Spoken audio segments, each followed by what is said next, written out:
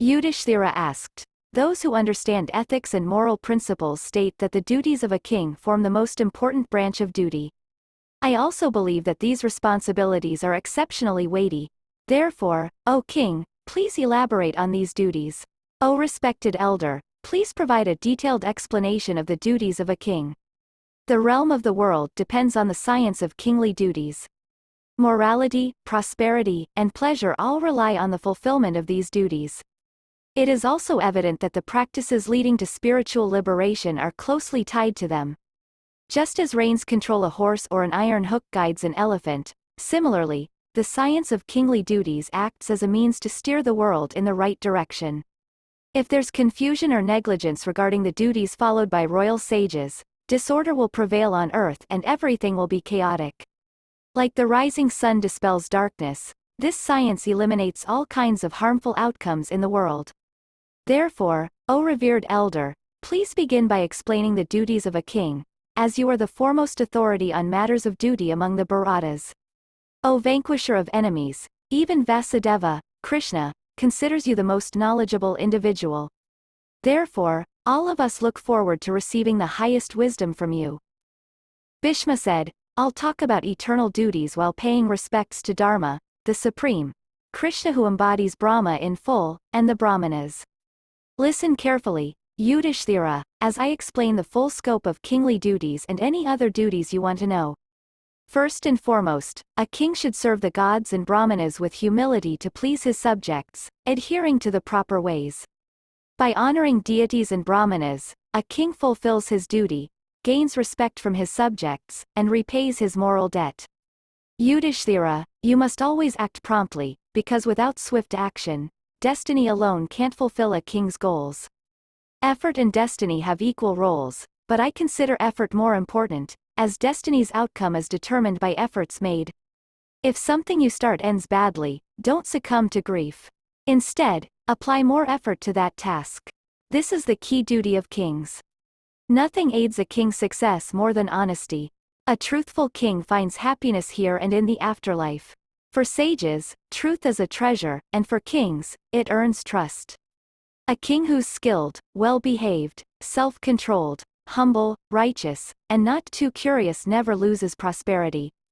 By administering justice and focusing on concealing your weaknesses, learning your enemy's flaws, keeping your plans secret, and maintaining straightforward conduct, you'll flourish. Balance mildness and fierceness. Punishing Brahmanas is wrong. They're the highest beings on earth. The wise Manu said this.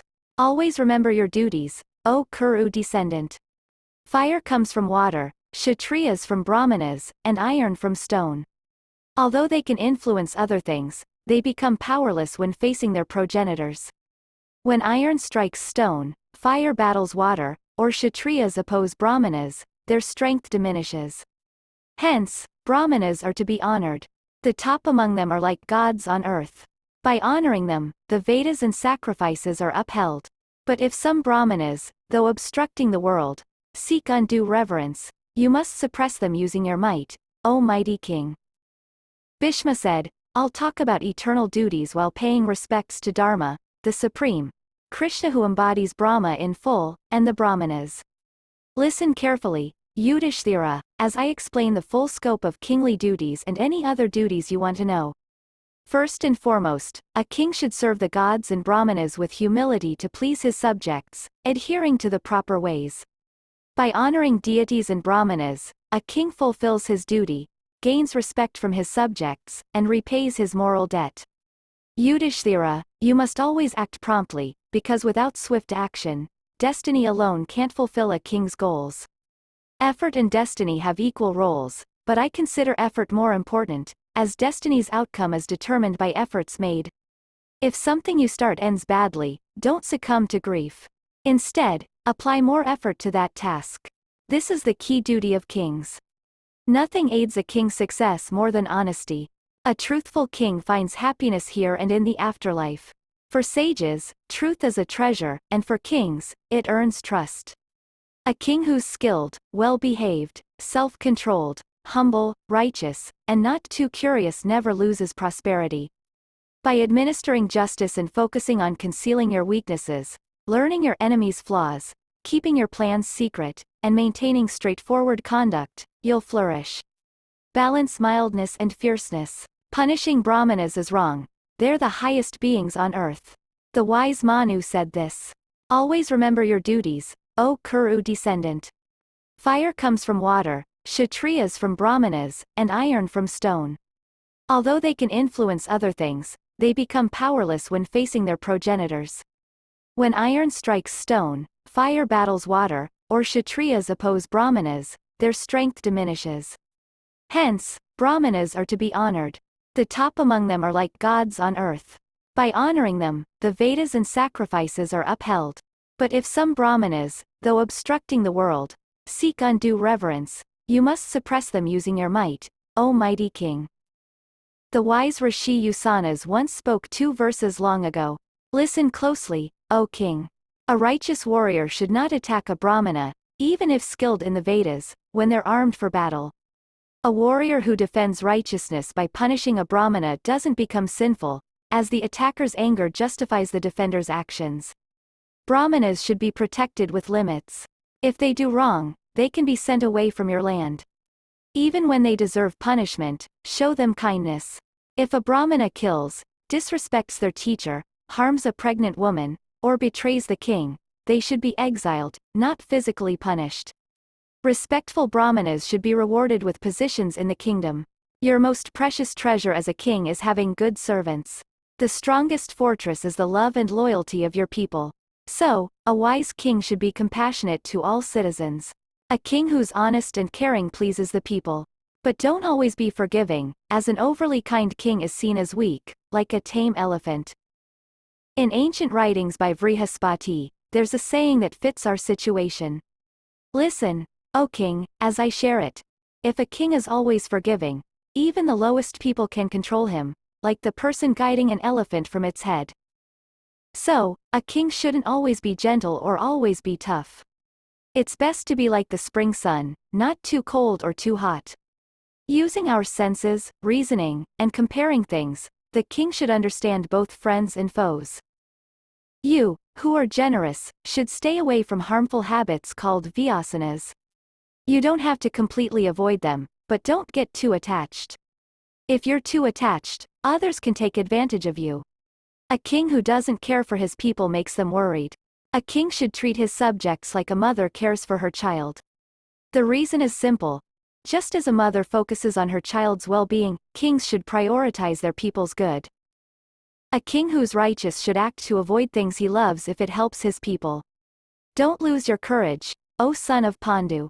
A king who's strong and punishes wrongdoers doesn't need to be afraid. O respected speaker, you should not engage in joking with your servants. O powerful king, pay attention to the problems that can arise from such behavior. If the master becomes too familiar with them, the servants start to lose respect for him. They forget their own place and end up surpassing the master in their behavior. When given a task, they hesitate and reveal the master's secrets. They ask for things that shouldn't be requested and take the master's food. They even go so far as to show anger and attempt to overshadow the master. They even try to control the king and, by accepting bribes and practicing deceit, disrupt the functioning of the state. They corrupt the state with lies and forgeries. They engage in improper relationships with female palace guards and dress similarly to the master.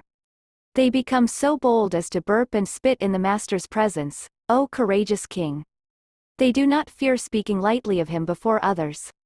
If the king becomes too lenient and inclined towards jesting, the servants, ignoring him, use resources like horses, elephants, and cars that are as good as the king's. His counselors, gathered in court, openly make statements such as, "This is beyond your capability. This is a wicked attempt." If the king becomes angry, they laugh, and they don't show happiness when favors are given to them, although they might express joy for other reasons. They reveal the master's private discussions and spread news of his wrongdoings. They disregard the king's orders without any concern. If the king's jewels, food, bath supplies, or oils are not available, the servants in his presence don't show any worry. They don't take what rightfully belongs to them. On the contrary, they appropriate what belongs to the king without being content with their own share. They want to treat the king like a captive bird and always make people believe that the king is very close to them and loves them deeply. If the king becomes lenient and inclined towards jesting, O Yudhishthira, many such troubles will arise. Bhishma said, Yudhishthira, a king should always be prepared to take action. A king who lacks effort and behaves passively like a woman is not worthy of admiration. In this matter, the wise Usanas has spoken a verse. Listen carefully, O king, as I recite it to you. The earth swallows up two kinds of individuals like a snake swallowing mice. The king who avoids battle and the Brahmana who excessively clings to family life. Remember this always, O strong king. Make peace with those enemies with whom peace is appropriate, and engage in war with those against whom war is necessary. Whether it's your teacher or your friend, if someone acts against your kingdom's well-being, which has 7 elements, they should be dealt with, even if they are your close ones. There's an old saying from King Maruda that agrees with Vrihaspati's view about the duties of kings. According to this timeless rule, even a teacher can be punished if they become arrogant and neglect their responsibilities, breaking all limits. Jadu's son, King Sagara, wise as he was, banished his own eldest son, Asamanhas, who used to drown the children of his subjects in the Sarayu River. His father reprimanded him and sent him into exile. The sage Uddalaka also disowned his beloved son, Swetaketu, who later became a devoted ascetic. This happened because Swetaketu used to deceive Brahmanas with false promises. Ensuring the well-being of their people, speaking the truth, and maintaining honest conduct are the unchanging duties of kings. A king should not covet others' wealth and should give what is due in a timely manner. If a king is courageous, truthful in speech, and forgiving in nature, he will not lose prosperity. He should cleanse his heart of vices, control his anger, and make decisions that align with scriptures. He should always consider the balance between morality, profit, pleasure, and salvation. The king should keep his thoughts about morality, profit, and pleasure hidden. No greater harm can happen than revealing these to others, even to his servants. He should use his intelligence to assess the strengths and weaknesses of the 6 essential aspects of rulership. A commendable king watches his foes' weaknesses and manages his kingdom wisely, seeking advice from trusted spies, and trying to win over his enemies' officers with gifts. He should dispense justice like Yama, accumulate wealth like Kubera, and be mindful of the strengths and weaknesses of his own acquisitions and losses and his own territory. Bhishma said, Yudhishthira, the primary duty of a king is to protect his subjects. Vrihaspati, a divine sage, regards no other duty higher than this. Prominent sages and scholars like Kavi Usanas, Indra with 1,000 eyes, Manu the son of Prachetas, Bharadvaya, and Gaurasiras have all written about the responsibilities of kings.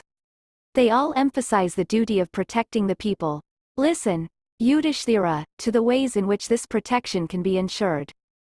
These ways include using spies and servants, treating them fairly, collecting taxes reasonably, refraining from arbitrary takings, choosing honest administrators, displaying bravery, skill, and cleverness in managing affairs, being truthful, working for the welfare of the people, sowing discord among enemies through fair or unfair means, maintaining and repairing buildings, imposing suitable punishments and fines when necessary, standing by the honest, offering jobs and safeguard to people of respectable birth, storing essential resources, surrounding oneself with intelligent individuals, ensuring the satisfaction of the military, supervising the subjects, conducting business with consistency, replenishing the treasury, not blindly trusting the city guards, creating dissent among citizens of hostile towns, taking care of friends and allies within enemy territory, closely monitoring state officials and servants, observing the city in person, being cautious with servants,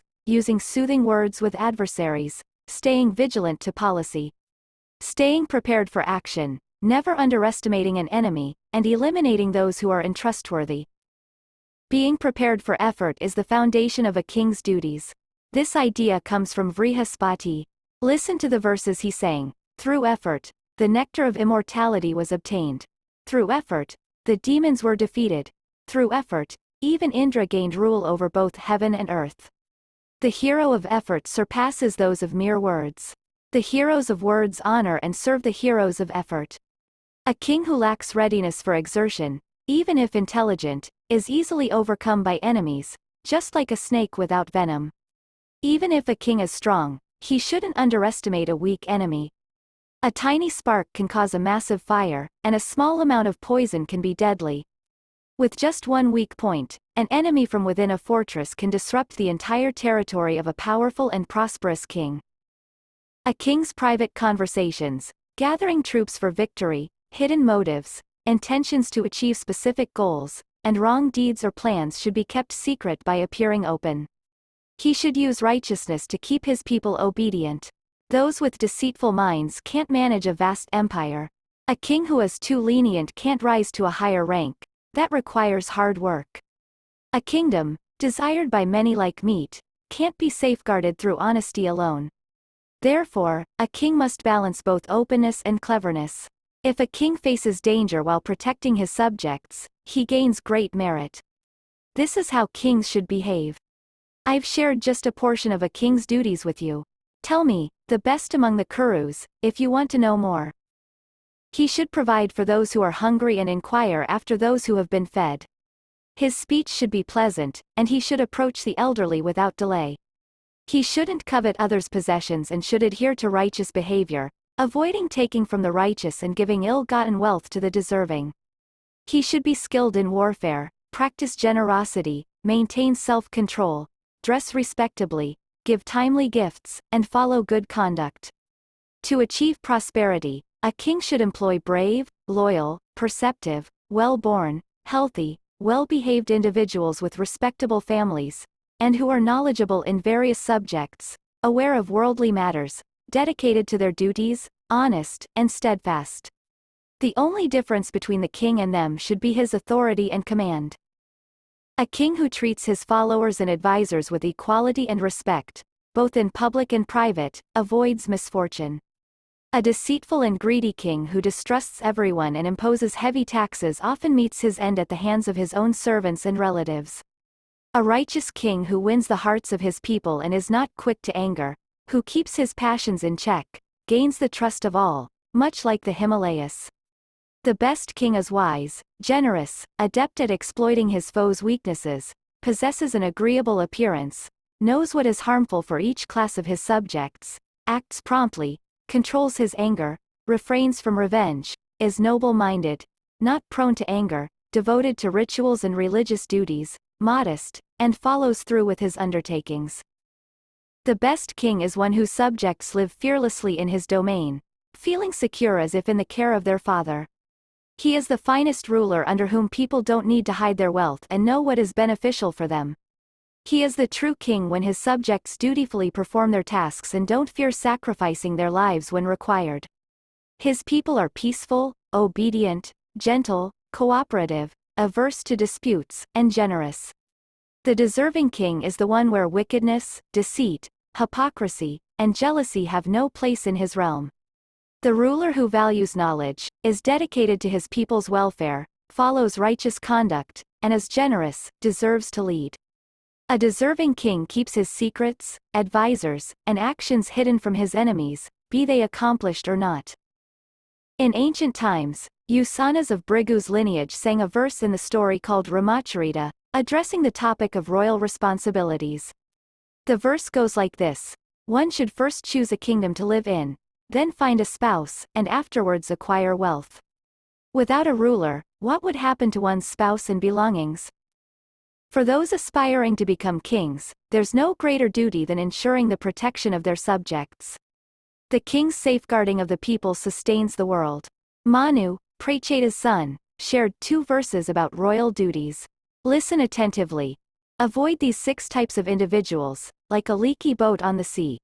A teacher who remains silent, a priest who hasn't studied scriptures, a king who doesn't offer protection, a wife who speaks unpleasantly, a cowherd wandering excessively in the village, and a barber wanting to leave for the forest. Bhishma said, Yudhishthira, the primary duty of a king is to protect his subjects. Vrihaspati, a divine sage, regards no other duty higher than this. Prominent sages and scholars like Kavi Usanas, Indra with 1,000 eyes, Manu the son of Prachetas, Bharadvaya, and Gorasiras have all written about the responsibilities of kings. They all emphasize the duty of protecting the people. Listen, Yudhishthira, to the ways in which this protection can be ensured. These ways include using spies and servants, treating them fairly, collecting taxes reasonably, refraining from arbitrary takings, choosing honest administrators, displaying bravery, skill, and cleverness in managing affairs, being truthful, working for the welfare of the people, sowing discord among enemies through fair or unfair means, maintaining and repairing buildings, imposing suitable punishments and fines when necessary, standing by the honest, offering jobs and safeguard to people of respectable birth, storing essential resources, surrounding oneself with intelligent individuals, ensuring the satisfaction of the military, supervising the subjects, conducting business with consistency, replenishing the treasury, not blindly trusting the city guards, creating dissent among citizens of hostile towns, taking care of friends and allies within enemy territory, closely monitoring state officials and servants, observing the city in person, being cautious with servants, using soothing words with adversaries, staying vigilant to policy, staying prepared for action, never underestimating an enemy, and eliminating those who are untrustworthy. Being prepared for effort is the foundation of a king's duties. This idea comes from Vrihaspati. Listen to the verses he sang. Through effort, the nectar of immortality was obtained. Through effort, the demons were defeated. Through effort, even Indra gained rule over both heaven and earth. The hero of effort surpasses those of mere words. The heroes of words honor and serve the heroes of effort. A king who lacks readiness for exertion, even if intelligent, is easily overcome by enemies, just like a snake without venom. Even if a king is strong, he shouldn't underestimate a weak enemy. A tiny spark can cause a massive fire, and a small amount of poison can be deadly. With just one weak point, an enemy from within a fortress can disrupt the entire territory of a powerful and prosperous king. A king's private conversations, gathering troops for victory, hidden motives, intentions to achieve specific goals, and wrong deeds or plans should be kept secret by appearing open. He should use righteousness to keep his people obedient. Those with deceitful minds can't manage a vast empire. A king who is too lenient can't rise to a higher rank. That requires hard work. A kingdom, desired by many like meat, can't be safeguarded through honesty alone. Therefore, a king must balance both openness and cleverness. If a king faces danger while protecting his subjects, he gains great merit. This is how kings should behave. I've shared just a portion of a king's duties with you. Tell me, the best among the Kurus, if you want to know more. The wise Vyasa, Divasthana, Aswa, Vasudeva, Kripa, Satyaki, and Sanjaya, all filled with joy and having faces like blooming flowers, expressed their approval by saying, "Very good. Very good." They praised Bhishma, the courageous and virtuous man. Yudhishthira, the leader of the Kuru lineage, with a heavy heart and tearful eyes, gently touched Bhishma's feet. He said, "O grandparent, I will ask you about my doubts tomorrow, as today the sun is about to set after drying up everything on earth." After this, Krishna, Kripa, Yudhishthira, and others respectfully saluted the assembled brahmanas and circled around the son of the great river. Then, they cheerfully got on their chariots. They went to the Drishawati river, bathed, offered water to their ancestors, recited sacred verses silently, and performed other auspicious rituals. After completing their evening prayers, they entered the city known as the Elephant City. Chapter 2. The second day. The next day, they rose early, performed their morning rituals according to the scriptures, and set out in their chariots resembling fortified towns to the place where Bhishma was lying. Upon arriving at the field of Kuru, they approached the blameless Bhishma and inquired if he had spent the night well.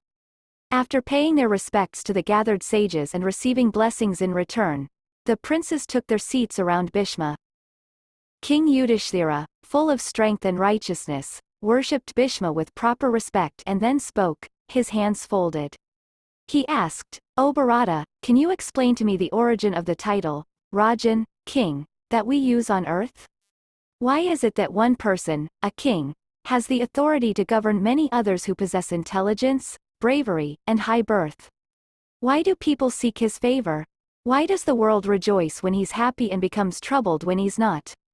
Please elaborate on this, as it's intriguing how the entire world seems to bow down to one individual as if to a god. Bhishma replied, "Listen attentively, O great king, as I explain how sovereignty and kingship originated in the Krita Yuga. In the beginning, there were no kings, no governance, no punishment, and no one to punish. People used to protect each other righteously. However, as time went on, they found this task to be burdensome, and errors started creeping into their hearts. Their perceptions became clouded, and as a result, their righteousness began to decline. With diminished perceptions and increasing errors, they became covetous, desiring things they didn't have. This led to another passion called the lust for acquisition. Once the desire for acquisition took hold, anger soon followed. Once they were consumed by anger, they lost their sense of right and wrong. Unrestrained indulgence in pleasure followed, leading to a disregard for societal norms and a loss of distinction between right and wrong, clean and unclean, and virtue and vice. In this confusion, the Vedas began to fade away, and with their disappearance, righteousness also vanished. When the Vedas and righteousness were lost, the gods became fearful. Overcome by fear, they sought protection from Brahmanas. They pleased the divine creator of the universe and said to him, "O God, the eternal Vedas have been compromised in the world of men due to greed and mistakes. This has filled us with fear. With the loss of the Vedas, righteousness has also vanished. Therefore, O Lord of the three worlds, we are considering descending to the level of human beings. In the past, men used to offer libations upwards while we provided rain from above. But due to the decline of righteous practices among humans, we foresee great distress. Please consider a solution that will benefit us, so that the universe you've created won't face destruction." In response, the divine creator assured them, "I will think of a solution that will benefit everyone. Let go of your fears, mighty gods." The creator used his own wisdom to compose a treatise comprising 100,000 chapters. This treatise covered topics of virtue, profit, and pleasure, which the creator referred to as the triple aggregate. He also addressed a fourth aspect, emancipation, with opposing qualities and attributes. This treatise discussed the triple aggregate related to emancipation, connected to the qualities of goodness, passion, and darkness. Another aspect was introduced, practicing duty without expecting rewards or happiness in this world or the next. The treatise covered another triple aggregate focused on chastisement, including conversation, growth, and destruction. Additionally, it discussed a sixfold aggregate, involving people's intentions, location, time, means, actions, alliances, and causes. The treatise also outlined religious rights from the three Vedas, knowledge, and essential life-supporting actions like agriculture and trade. Extensive subjects such as punitive laws and behavior towards advisors, spies, indications of princes, secret agents, envoys, conciliation, creating discord, giving gifts, and punishments were extensively discussed in this treatise. The treatise went into detail about various topics. It explained strategies to create discord, the mistakes made in deliberation, and the outcomes of successful or unsuccessful plans. Different types of treaties, bad, middling, and good, formed through fear, goodwill, and gifts, were discussed. It elaborated on the best times for journeys and the details of three kinds of victories: righteous, wealth-driven, and achieved through deceit. The treatise also covered the attributes of 5 components: advisors, kingdom, fort, army, and treasury. It described 2 types of chastisements, open and secret. The 8 instruments of open chastisement, including soldiers, guides, and impressed laborers, were discussed.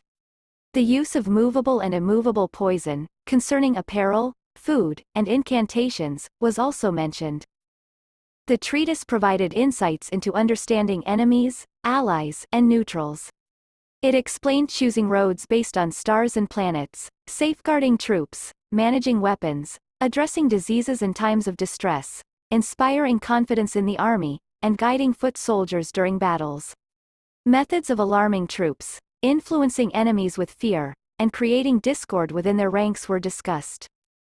Topics also included strategies for expanding kingdoms, punishing the strong, just administration, and exterminating the wicked. It covered wrestling, shooting, throwing weapons, making gifts, feeding the hungry, avoiding vices, qualities of kings and military officers, sources of power, intentions, behavior of dependence, avoiding carelessness, acquiring new things, improving acquired items, charitable giving, and managing wealth for righteous purposes, desires, and emergencies. The text covered a wide range of topics, including 1.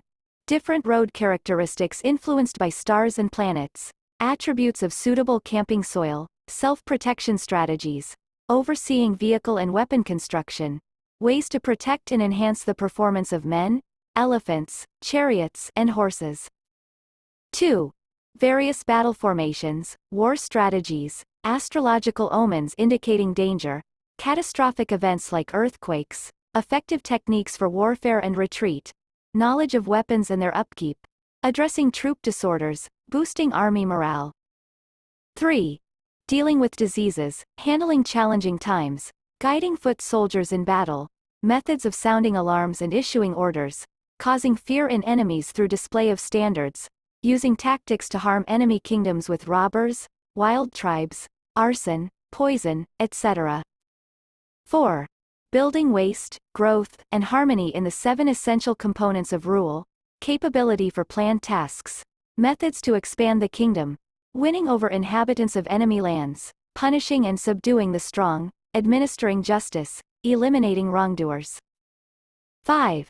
Wrestling, archery, throwing weapons, presenting gifts, storing necessary items, feeding the hungry, overseeing the fed, timely wealth distribution, avoiding negative habits, king's attributes, qualifications of military officers. 6. Sources, merits, and flaws of the threefold aggregate, counselors, kingdom, fort, army, treasury, various harmful intentions, behavior of dependence, fostering suspicion, averting carelessness, attaining unattained objects, enhancing acquired possessions, offering gifts to deserving individuals. 7. Spending wealth for noble causes, acquiring desired items, combating danger and distress. The text also mentioned 10 fierce vices arising from temper and lust, including hunting, gambling, drinking, and sexual indulgence. It addressed 6 wrath-related faults: rudeness, fierceness, harsh punishment, self-harm, suicide, and self-sabotage. It also discussed diverse machines and their actions, tactics like attacking enemy territories and destroying landmarks, siege of forts, overseeing agriculture, storing supplies, clothing, and attire production. The text covered several topics, including 1. Descriptions and uses of weapons like panavas and anakas, as well as the significance of conchs and drums in warfare. 2. Various types of articles like gems, animals, lands, robes, female slaves, and gold, along with methods to acquire and destroy them. 3. Establishing peace in newly acquired territories, honoring virtuous individuals, forming alliances with scholars, knowledge about giving gifts and performing religious rituals, auspicious practices, body adornment, preparing and consuming food, moral behavior, and prosperity through a focused approach. 4. Honesty in speech, etiquette for social gatherings and household affairs, public and private conduct, vigilance in overseeing people's behavior, protection of brahmanas, reasonable punishments, showing respect to dependents based on merit, safeguarding subjects, extending the kingdom, strategies for dealing with different types of foes, allies, and neutrals. 5. Medical practices for body protection, exercise, and improvement, local customs, tribal practices, and family traditions. 6.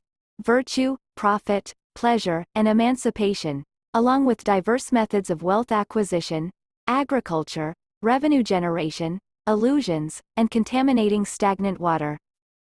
7. Preventing deviations from righteousness and honesty and promoting ethical behavior. 8.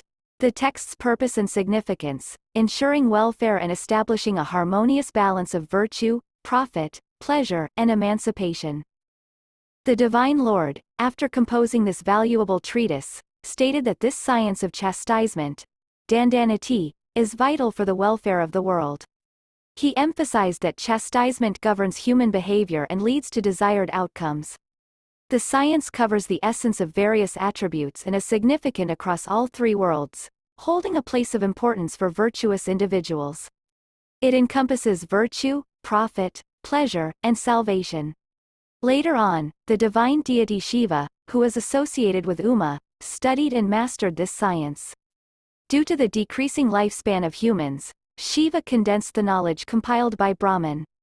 This condensed version, called Vaisalakasha, containing 10,000 lessons, was received by Indra, who was devoted to Brahman and had great ascetic merit. Indra further condensed it into a treatise with 5,000 lessons, named Vahudantaka. Then Vrihaspati, known for his intelligence, further abridged it to 3,000 lessons and named it Varhaspatya. After that, the renowned yoga preceptor Kavi reduced it even further to a work of 1,000 lessons. Considering the shorter lifespans of people and the general decline, great sages abridged the science for the benefit of the world. The gods then approached Vishnu, asking him to indicate a mortal deserving superiority. Vishnu, reflecting, created a son named Virajas, born of his energy. However, Virajas didn't desire earthly sovereignty, instead inclined towards a life of renunciation. His descendant Kritamat also embraced renunciation, as did his son Kardama, who practiced severe austerities. Kardama's son Ananga became a protector of creatures, learned in chastisement. Ananga's son, Ativala, well versed in policy, gained extensive empire but became controlled by his passions. Marityu had a daughter named Sunita, celebrated across the three worlds. She married Ativala and gave birth to Vena, who turned unrighteous. The rishis used kusa blades with mantras to slay Vena, piercing his right thigh. From that thigh, a short-limbed person named Nishada emerged, giving rise to the Nishadas and other tribes residing in hills, forests, and the Vindhya mountains. The rishis then pierced Vena's right arm, from which emerged a person resembling Indra. Armed with weapons and knowledgeable about the Vedas, he became adept in the science of chastisement. The embodied forms of the science's ordinances came to him. The son of Vena humbly asked the rishis how to use his keen understanding. The gods and rishis instructed him to fearlessly perform tasks aligned with righteousness. They advised him to treat all beings equally, discard desires, and punish those deviating from the path of duty. Make a promise that you will always uphold the teachings of the Vedas in your thoughts, words, and actions. Swear to fearlessly follow the duties prescribed by the Vedas using the knowledge of chastisement, and that you will act consistently without acting impulsively. Know that Brahmanas are not to be punished, and pledge that you will prevent the mixing of castes. Responding to the deities and rishis, Vena's son said, "I will always respect and honor the blessed Brahmanas." The deities agreed, and Sukra became his priest, the Valakilas his advisors, Saraswatas his companions, and Rishi Garga his astrologer. Suta and Magadha were his bards and panegyrists. Pleased with his gratitude, Prithu gave land to Suta and Magadha. It said that the earth used to be uneven, and Prithu made it level by removing rocks with his bow's horn. He enlarged hills and mountains. Vishnu, other deities, rishis, regents, and brahmanas gathered to crown Prithu as king. The earth itself, as a form, came to him with valuable offerings. Ocean, Himalayas, and Indra gave him wealth, and Meru gave gold. Kuvera gave him wealth for religious, profitable, and pleasurable needs. Steeds, chariots, elephants, and people appeared at his thought. During Prithu's rule, there was no aging, famine, calamity, or disease. His protection ensured people's safety from reptiles, thieves, and other threats. When Prithu traveled to the sea, the waters solidified for him. The mountains moved aside, and his flag never got stuck. He produced 17 types of crops from the earth, feeding various creatures like yakshas, rakshasas, and nagas. King Prithu made everyone value righteousness, and his kindness to all earned him the names, Rajan, king, and Kshatriya. Because of his virtuous rule, the earth was called Prithvi. Vishnu himself acknowledged Prithu's power and told him no one would surpass him. Vishnu's divine presence entered Prithu due to his penance. As a result, the universe worshipped Prithu as a god among men. Protect your kingdom using the science of chastisement and intelligence, and gather information through spies to keep it safe. Good actions lead to good outcomes. A king's conduct should match the circumstances. When one's merit is exhausted, they are reborn as a knowledgeable king. Such kings are a part of Vishnu on earth, possessed of intelligence, and hold great influence. Established by the gods, they can't be surpassed, and that's why everyone obeys them. People who saw Prithu's kind face became devoted to him. His rule promoted morality, and his scepter made virtuous behavior visible on earth. The book contains history, Rishi's origins, holy waters, stars, duties for different lifestyles, 4 kinds of rituals, characteristics of people, and learning branches. It discusses various topics like penance, knowledge, treating all beings kindly, truth, and morality. It emphasizes respecting elders, being compassionate, and working hard. Since then, it's said there's little difference between a god and a king. This summarizes the greatness of kings. What's the next topic I should discuss, O leader of the Bharatas? After this, Yudhishthira respectfully greeted his grandfather, Bhishma, and with attentive hands joined together, he asked him again, saying, "What are the general duties for the 4 social orders, and what are their specific duties? How should each social order live their life? What are the unique responsibilities of kings? How does a kingdom prosper, and what leads to the king's growth? How do citizens and the king's servants flourish? What types of resources, punishments, strongholds, alliances, advisors, priests, and teachers should a king avoid? Whom should a king trust in times of trouble and danger? From what sources should a king derive his revenues?" Chapter 3. Duties of 4 Varnas. From what troubles should the king protect himself firmly? Tell me all this, O grandsire. Bhishma replied, "I pay my respects to Dharma, the Great One, and to Krishna, who is Brahma. Having also bowed to the assembled Brahmanas, I will now speak about eternal duties. Controlling anger, speaking truth, upholding justice, forgiving, fathering children only with one's own wedded wives, maintaining purity of conduct, avoiding disputes, simplicity, and supporting dependents. These 9 duties apply to all 4 social orders equally. However, I will now explain the duties that exclusively pertain to Brahmanas. Self-control is the primary duty of Brahmanas. They should study the Vedas and practice austerities. Through these 2 activities, all their duties are fulfilled. If a knowledgeable Brahmana, practicing self-restraint, gains wealth without engaging in improper actions, he should then marry, have children, practice charity, and perform sacrifices.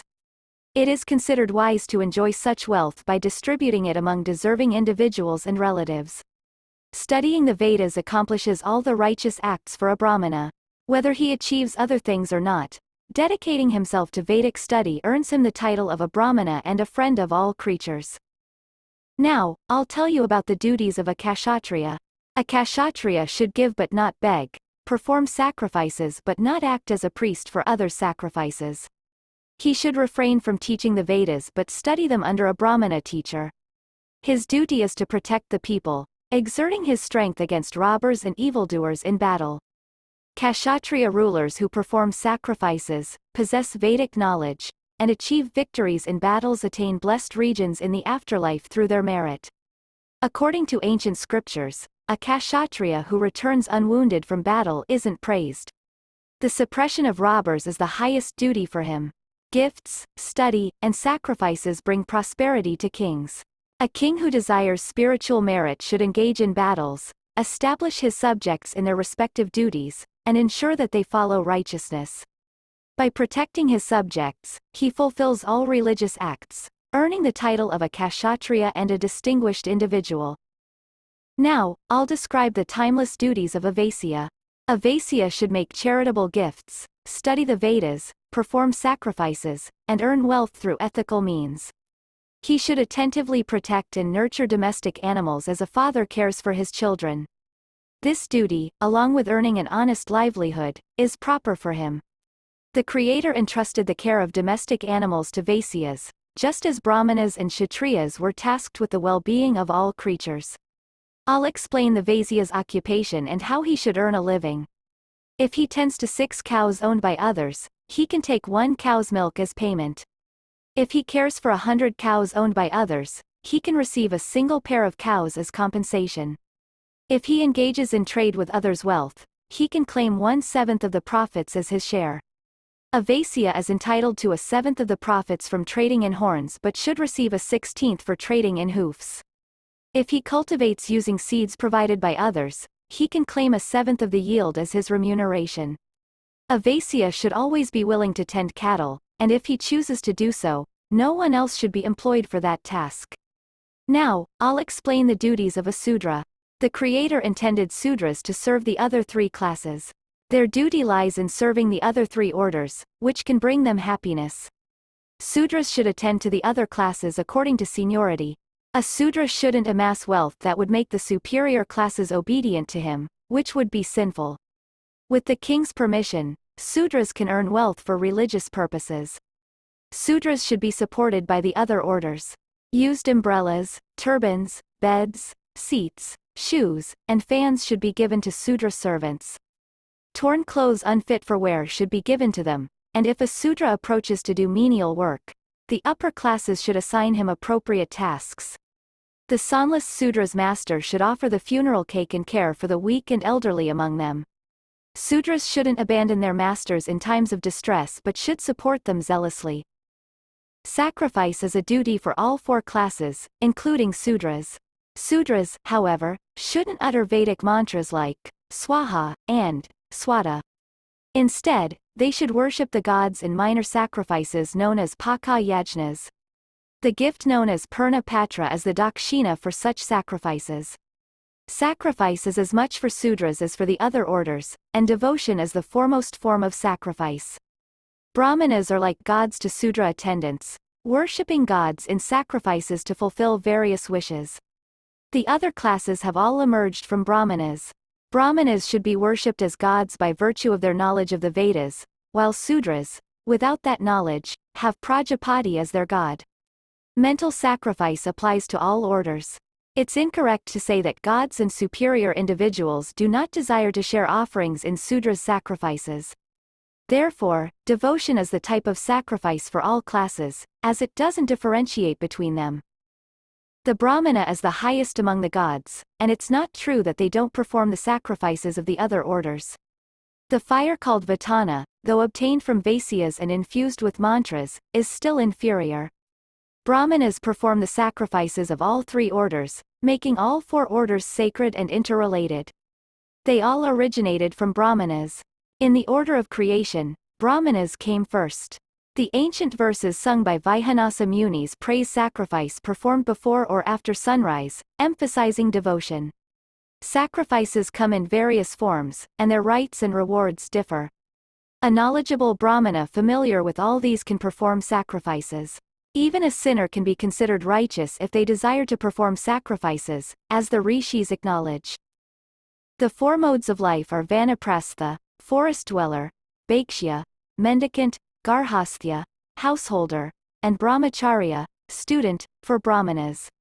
After mastering studies and performing Garhasthya duties, one can transition to Vanaprastha by moving to the woods, studying Aranyakas, and pursuing self-control and soul absorption.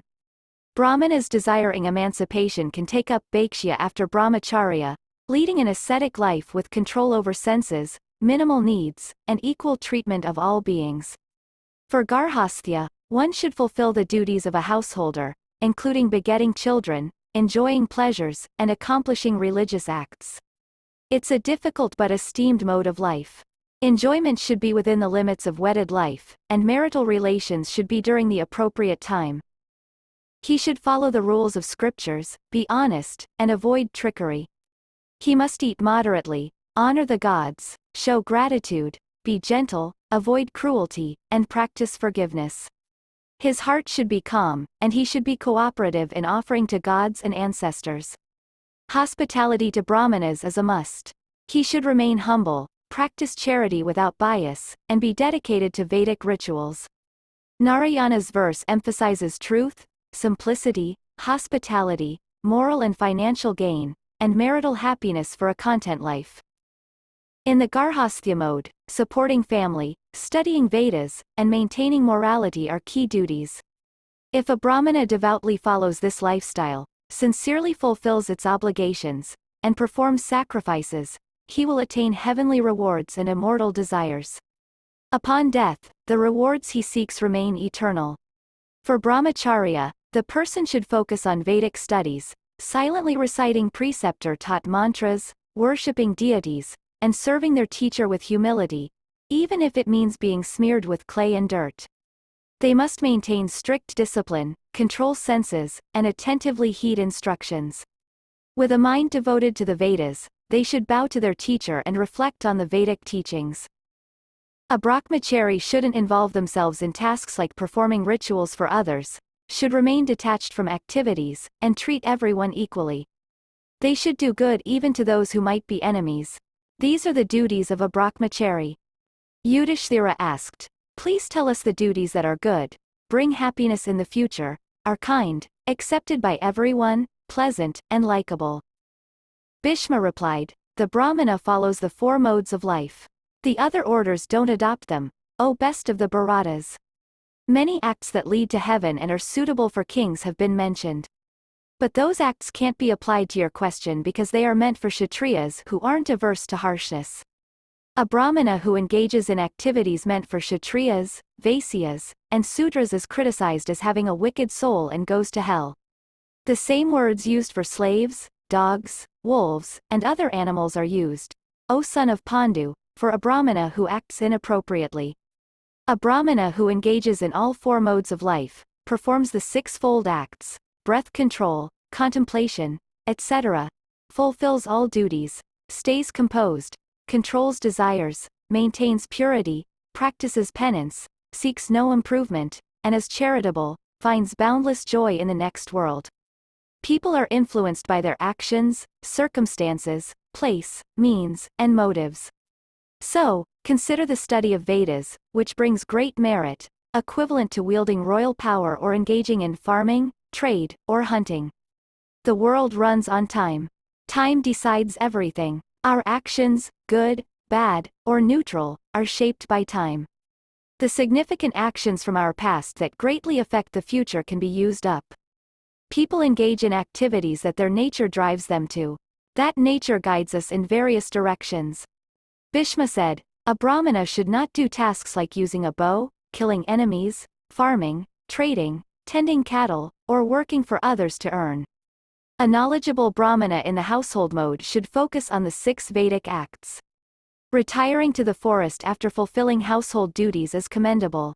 A Brahmana should avoid serving the king, earning from farming, trade, dishonest deeds, keeping company with others except his wives, and charging interest. A Brahmana who strays from his duties, acts wrongly, becomes a dancer, a village servant, or indulges in improper activities, becomes a Sudra. Whether he recites the Vedas or not, if he behaves inappropriately, he's like a Sudra. On occasions of worship, he should be treated as a Sudra. Such Brahmanas are equal to Sudras and should not be included in worshipping the gods. Offerings given to Brahmanas who abandon restraint, act impurely, indulge in wrong pursuits, or forsake their rightful duties bring no merit to the giver. That's why self-control, purity, and simplicity are a Brahmana's duties. In addition, all 4 modes of life were laid down for Brahmanas. A true Brahmana practices self-restraint, participates in soma sacrifices, has good behavior, shows compassion to all beings, bears adversity with patience, doesn't seek wealth, is honest and straightforward, gentle, kind-hearted, and forgiving. People looking for virtue rely on Sudras, Vaisyas, and Kshatriyas. Men seeking virtue rely on Sudras, Vaisyas, and Kshatriyas for support. Therefore, if these 3 orders don't adopt peaceful roles to assist others in virtue, Vishnu doesn't favor them. Without Vishnu's favor, the happiness of people in heaven, the merit of their duties, Vedic declarations, sacrifices, and other religious acts, as well as the duties in different modes of life, all fade away. Now, hear about the duties in the four modes of life. The Kshatriya who desires adherence to their respective duties from the three other orders should understand these.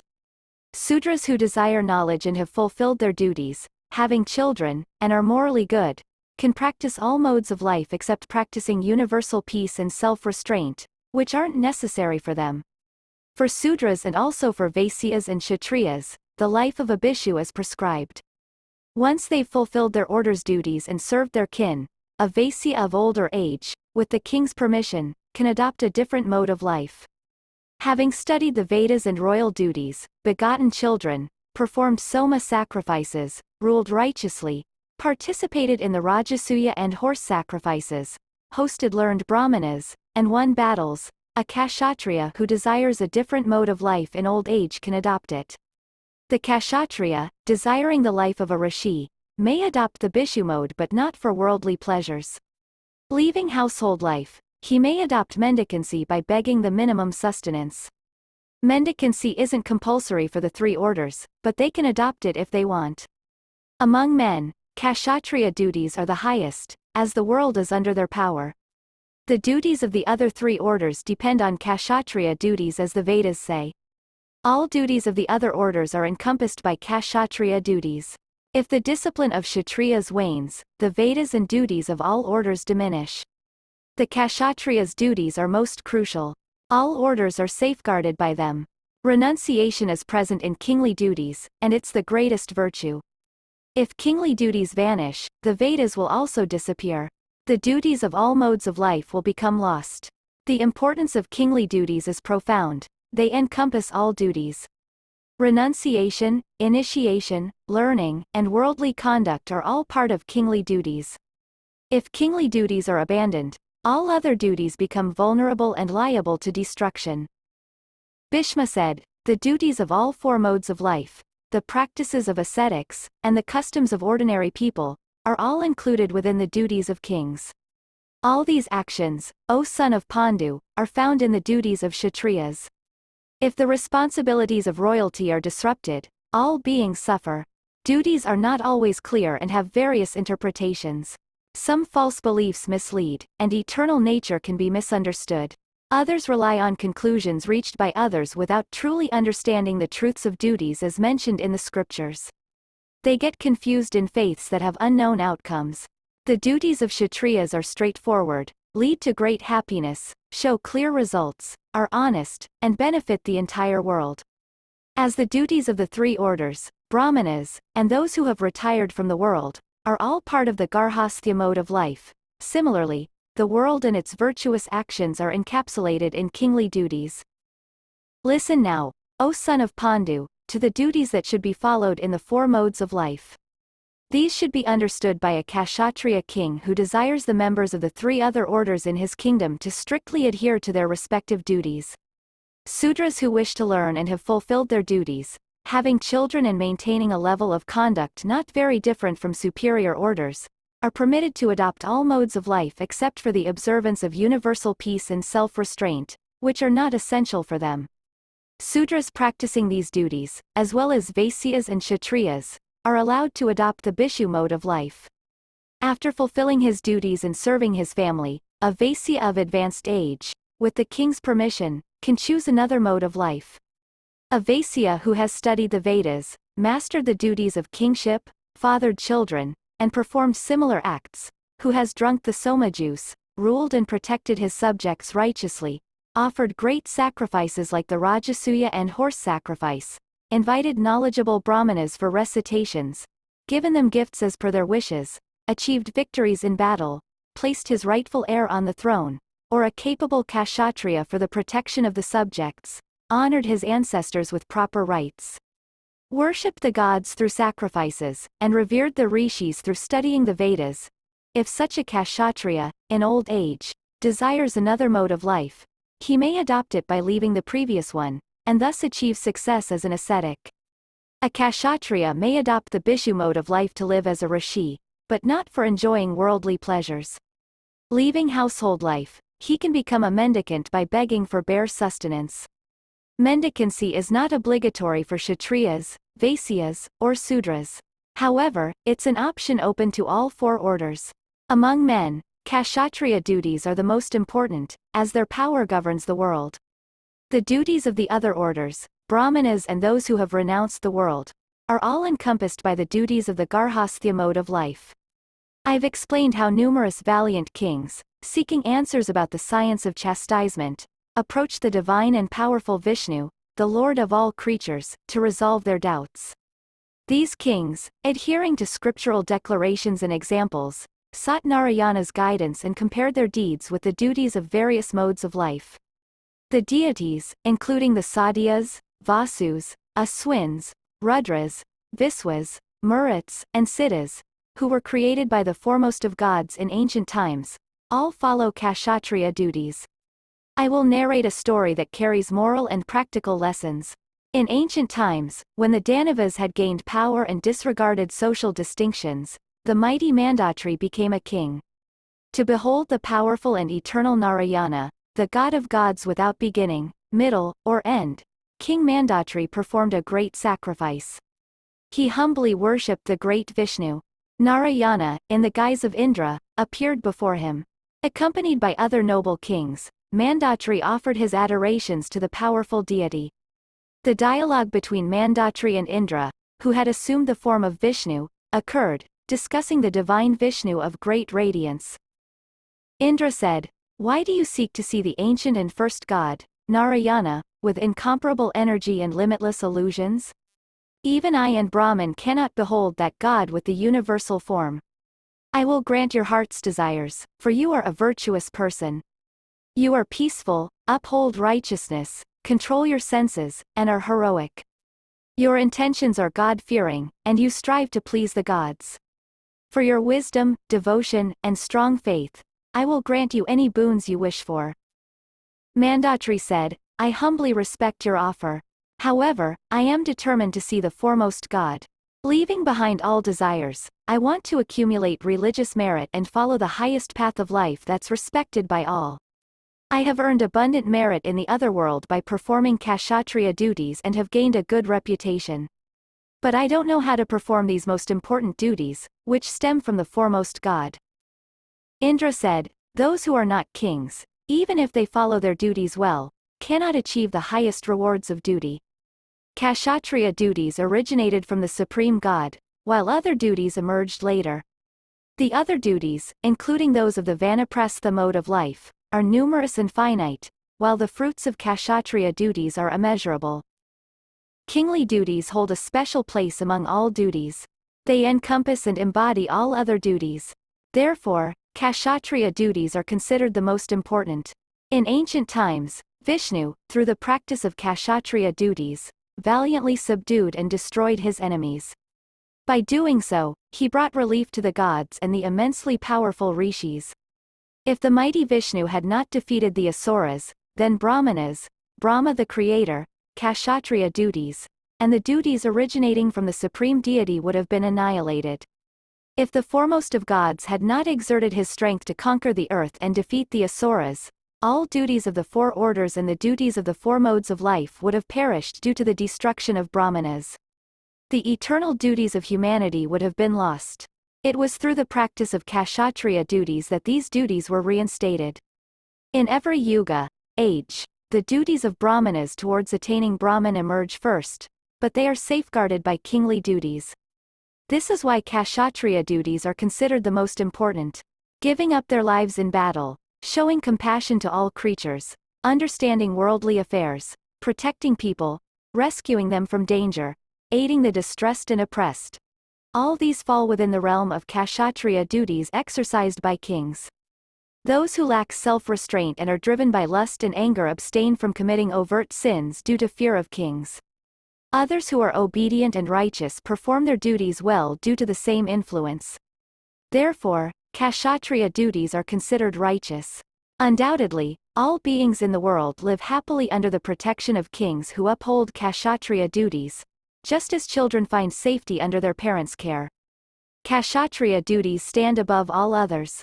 These everlasting duties, considered the earliest in the world, include the protection of every creature and lead to eternal liberation. Indra said, "O king, you possess a noble soul and work tirelessly for the welfare of the world. You should indeed follow kshatriya duties, which are filled with great power and encompass all other duties, as they are the foremost. If these duties are not executed properly, all beings will be ruined. Compassionate kings must regard these duties as paramount, which involve reclaiming and cultivating the land, performing grand sacrifices for purification, not relying on begging, and protecting their subjects. Charity is considered the foremost virtue by sages. Among various forms of charity, sacrificing one's own life in battle is the greatest. You have seen how rulers of the earth, who faithfully observed kshatriya duties and acquired vast knowledge through the guidance of their teachers, ultimately met their end in battle against each other. After undergoing the brahmacharya phase, a kshatriya should lead a domestic life, which is always virtuous. In deciding regular disputes among his subjects, he should maintain absolute impartiality. The reason kshatriya duties are considered the highest is because they encompass and prioritize all other duties. The duties of other orders are upheld due to kingly duties. Hence, the latter are considered to be superior. People who disregard good behavior and are excessively focused on material desires tend to act justly because of the impact of kingly duties. This is why these duties are deemed the most significant. Brahmanas should follow the regulations prescribed for their order, which involve adhering to the teachings of the Vedas and following their designated modes of life. If a Brahmana deviates from these duties, they should be treated like a Sudra. Brahmanas should focus on their specific duties and not engage in those of other orders. If they do otherwise, their trustworthiness diminishes. These duties apply to the various orders, and Kshatriyas should ensure their proper observance for their improvement. This is another reason why kingly duties are the most important. These duties are intended for heroic individuals, and those who practice them become true heroes.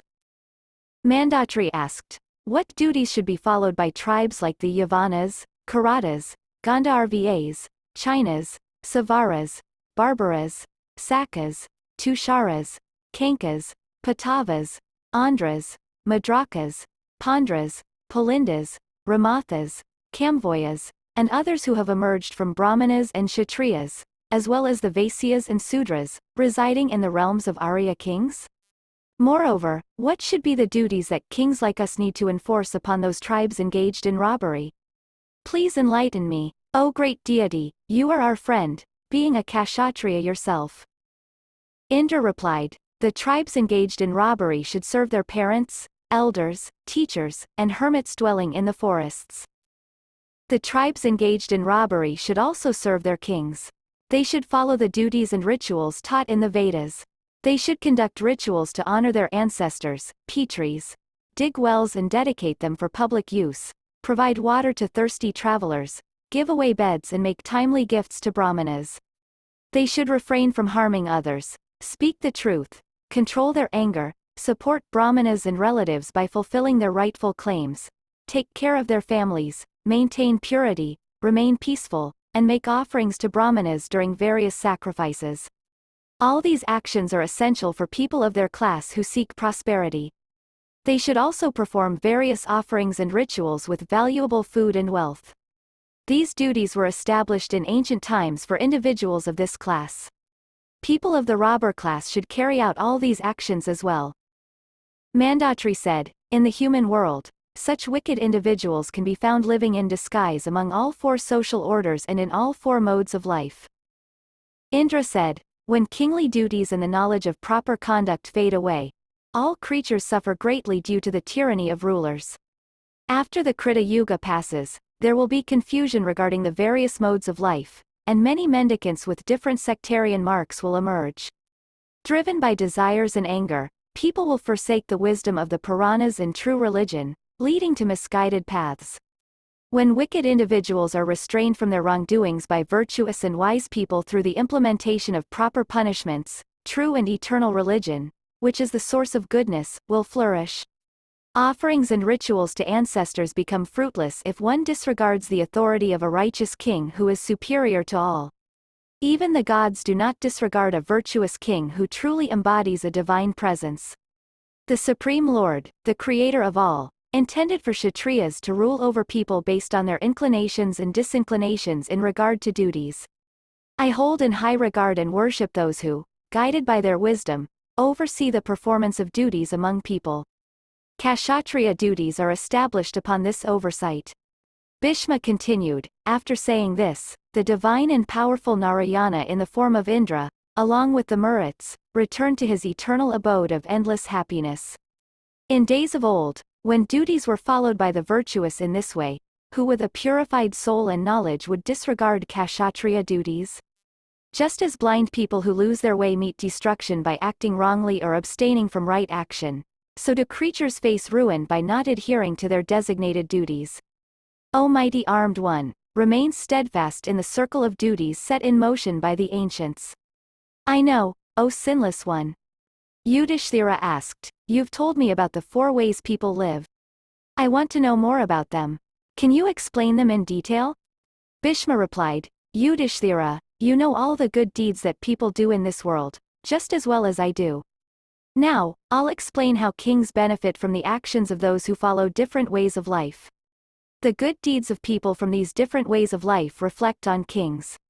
If a king rules without selfish desires, uses fair punishment, treats all beings equally, he achieves the goals of the mendicant lifestyle. A wise and generous king who follows the scriptures, treats people justly, and maintains inner peace, achieves the goals of the householder's life. A king who honors and supports deserving individuals, achieves the goals of the mendicant lifestyle. A king who does his best to help family, friends, and relatives in times of trouble achieves the goals of the retiree's life. A king who respects outstanding individuals and ascetics achieves the goals of the retiree's life. A king who regularly offers to ancestors and all living beings, including humans, achieves the goals of the same lifestyle. A king who protects the righteous and safeguards other kingdoms, earns merits equal to the number of beings he protects, achieving the goals of the ascetic's life. Daily Vedic study, forgiveness, honoring teachers, and serving one's own guru lead to the goals of student life. A king who privately recites mantras and worships gods as per traditions, achieves the goals of the householder's life. A king who goes into battle to protect his kingdom or face death, achieves the goals of the retiree's life. A king who supports those living like retirees and learned brahmanas, achieves the goals of the retiree's life. A king who is compassionate and avoids cruelty, achieves the goals of all ways of life. Yudhishthira, a king who shows compassion to both the young and old in all situations, achieves the goals of every way of life. That king, O keeper of Kuru's line, who helps those in need and provides protection to the oppressed, achieves the goals of family life. A king who guards and respects all living beings, treats them fairly, achieves the goals of family life. A king's domestic duties include treating wives, brothers, children, and grandchildren well and giving rewards or punishments when needed. By respecting the righteous and those who've gained self-knowledge through penance, a king achieves the goals of family life. Inviting and caring for people who have chosen different ways of life, like retirees, at his home is also part of a king's duties. By fulfilling the duties set by the Creator and his family, a king gains the merits of all ways of life. A king who respects honorable positions, families, and elders lives in accordance with all ways of life. A king who gives generously and wisely at appropriate times earns merits from all ways of life. Even in times of danger, if a king upholds the duties of all people, he earns merits from all ways of life. Kings share in the merits of righteous actions performed by people under their protection. On the other hand, if kings fail to protect the righteous, they take on the sins of those people. Those who assist kings in protecting their subjects also gain a share of these merits. Experts say that family life, which we've talked about, is the most superior. Its benefits are clear. It's certainly sacred. A person who treats all creatures as their own, refrains from causing harm, and controls their anger, finds happiness here and in the afterlife. A king can navigate life's challenges like a boat, propelled by the wind of generosity and scriptures, guided by intelligence, and sustained by righteousness.